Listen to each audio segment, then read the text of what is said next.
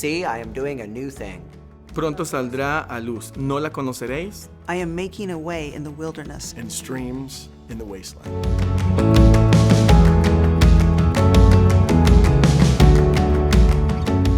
Utah is a beautiful and rewarding mission field. And that's what it is, a mission field. Our communities are diverse, and our ministries reflect that. Tenemos que seguir proclamando el Evangelio de Dios desde los techos de las casas. We are multicultural, multi-generational. We are missional, expanding the kingdom one step at a time. The state of Utah has a lot of unique qualities that aren't present in a lot of other places in our country. The state of Utah is less than 3% Evangelical Christian, and yet it's one of the fastest growing states in our country, as well as one of the youngest states in our country. There's a lot of diversity in Salt Lake City, with over 122 languages spoken. What's interesting, though, is in the state of Utah that there are many cities of over 100,000 people where there is not one single Christian church present in that community. And despite these statistics, it's been exciting to see how God has really moved in some pretty exciting ways. And one of those being just developing and seeing new leaders rise up in different ways to see new things happen. I've been in Utah for 12 years. What called me to ministry in Utah is God, of course.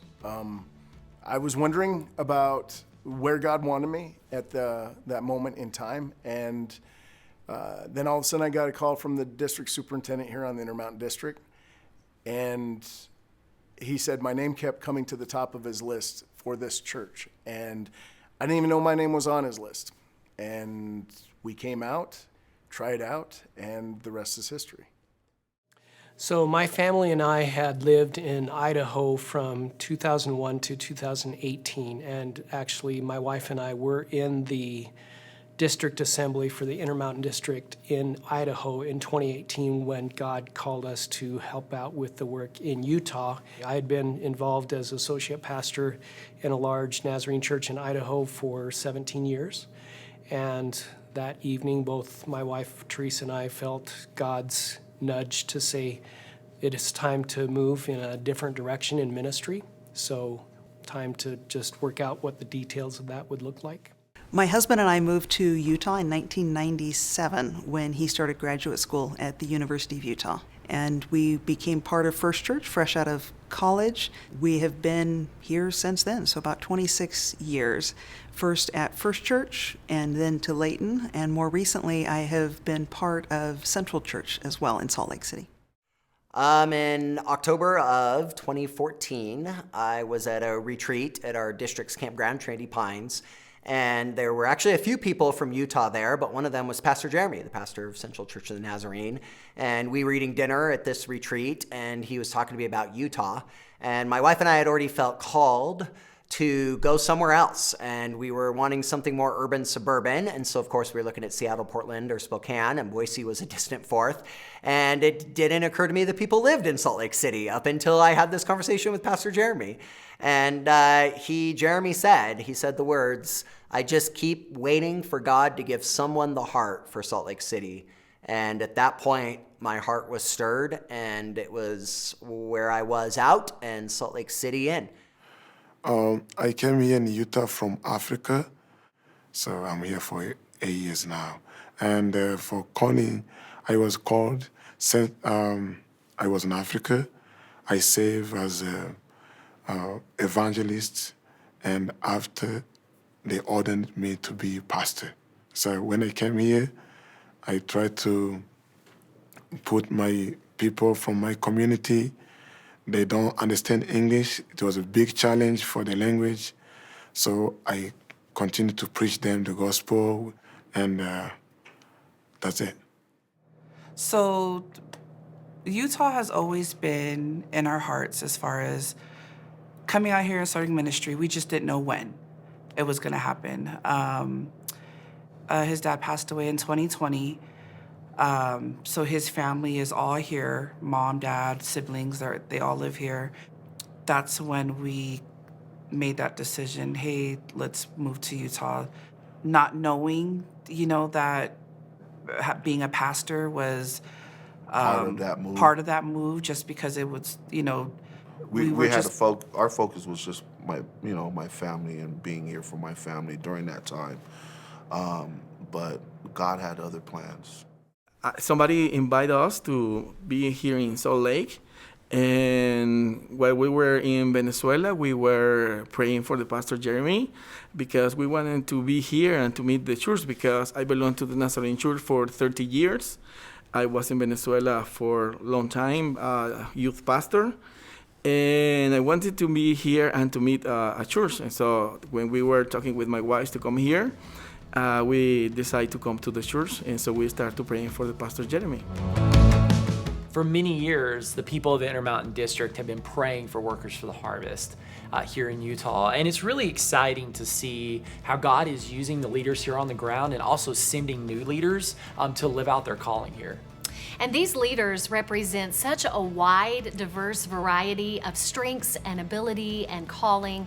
And it really is encouraging to see the new ministries and churches that are forming as leaders live into the calling in their life.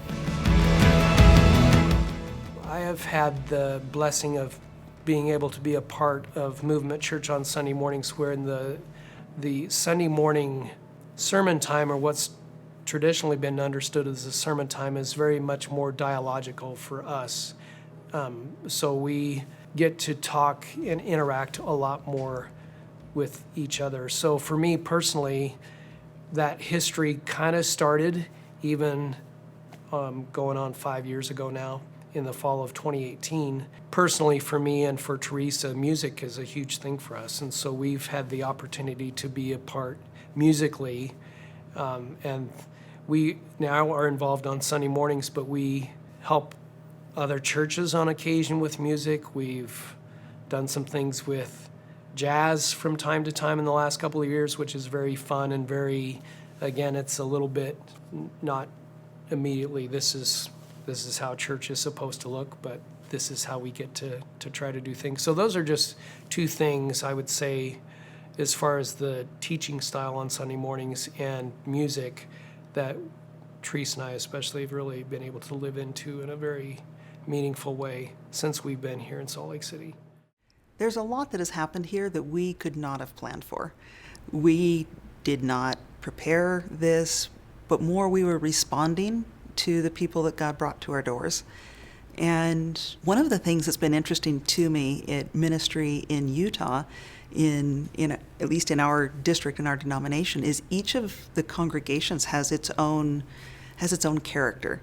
We've been very intentional about not splitting out Spanish into a distinct congregation, not creating a Spanish language congregation. The bilingual services started long before I showed up. I started mostly about a year ago after district assembly, when we started a new bilingual Sunday school, especially to help English speakers and Spanish speakers to follow Christ together, because we believe that we are called to be in this, especially in this diverse area of Salt Lake, to be a united, multicultural, multilingual congregation, to experience and to live into what it means to be the diverse body of Christ. In 2020, when everything went down, we were one of those churches that decided that we were going to meet online for as long as it took. And so I called a friend of mine, Pastor Alfred, who's been a missionary to Salt Lake City for 30 years with the Assembly of God denomination, and said, hey, we just want to give food away one time. Can you get us some food for the Sunday before Thanksgiving or the weekend before Thanksgiving? And he said, actually, can you guys actually just give food away every Tuesday? And I can drop it by your church Monday. And so we kind of said, well, yeah, let's do that. And so we have taken kind of a midweek food ministry. But yeah, on Tuesday nights now, we unload the food. And then Wednesdays, just for an hour from 4 to 5, people come by and take it. A general overview of the Central Compassion Center, our nonprofit, is we started it with the idea of helping parents, families, students to grow, to help them to succeed in life. And we've seen people within our church come to church because of the nonprofit that have became members. And I think that's the exciting part of it. Well, it's been really exciting to see some new communities that have been touched. During COVID is actually when we saw some really exciting development for us at Movement Church. We just really started loving on a couple of specific communities in different ways. It started simply with handing out ice cream sandwiches the summer of COVID. And God just started opening doors for us at Sunset Vista, which is a manufactured home community in the Magna area. Been really excited to see that. Through that relationship, there are sister communities that we have been able to work with. One of those being at Brookside, where we have a youth club now, where we'll have 25 or 30 students show up, where we're being able to reach really people that just have not been reached before, very unchurched background. And so it's been exciting to see God move in those ways. One of the initiatives that was launched in 2021 was the Utah Residency program in partnership with the Intermountain District. And this residency was launched to engage university students and young adults of all vocations to come and join and serve on mission here in this field. And over the years, what we've seen is students are engaging from multiple universities that come together here and serve. Students that are serving in social work, education, business, and ministry are coming and getting real experience as they serve on mission. Utah community, first of all, they are nice people. They really friendly, even in normal life. The people they want to help, especially for us immigrant or refugee. They help us a lot to find a job, to be close to us, ask us what we need. I can say they are nice people and really friendly. In the future, we like to see many come to Christ for Movement Church West Valley, especially in that area alone. With the Polynesian community, but everyone as a whole, I guess, whether you're green, yellow, white, you know what I mean? It's just see everyone come to Christ. That's the future, for West Valley. I do want to say thank you, to Pastor Chris and Pastor Lindley and to the team, that's the staff that's behind them, like you guys, you know what I mean? Thank you guys so much for just being loving, patient, and just being very encouraging, to have a group, come together and work together and getting things done for the kingdom. That's something we're trying to do within our little community and our West Valley community, and we're praying and hoping that we get a brothers and sisters like you guys and a team like you guys. I think for me personally, one thing that's been very important in coming to Utah is trying to seek out and find things that, what are ways in that I can engage in things and engage with people through things that I'm already passionate about or already love doing or I'm already excited about. Some of the things I think would be the most important things, the first thing that maybe didn't touch on enough is God was here long before you got here. And God is doing some incredible things in people's lives. And in the Church of Nazarene, we actually have one of our articles of faith about that called Prevenient Grace, which is this idea that God's grace goes before us. God's grace is already moving, already out there. You are not coming to do the next big thing. You are coming to join the big things God has been doing. What are some recent wins within our church? Okay, let me start. Alex went to initial assessment, has been, rocking his classes, and he's doing awesome translating. We have the ESL course that Debbie and Alex have been doing, I think is starting off, and I think that's super awesome. We got our Friday nights. Our Friday night started as like an 8-people Bible study, turned into now it's like 25 to 40, depending on the night, people showing up, having dinner, preparing boxes for the food ministry and coming in and having a service and learning. Pastor Tito, the Congolese church just became a packed church just now, which is super awesome. So I mean, like I said, I could keep going. Those are just some amazing things that we get to praise God about.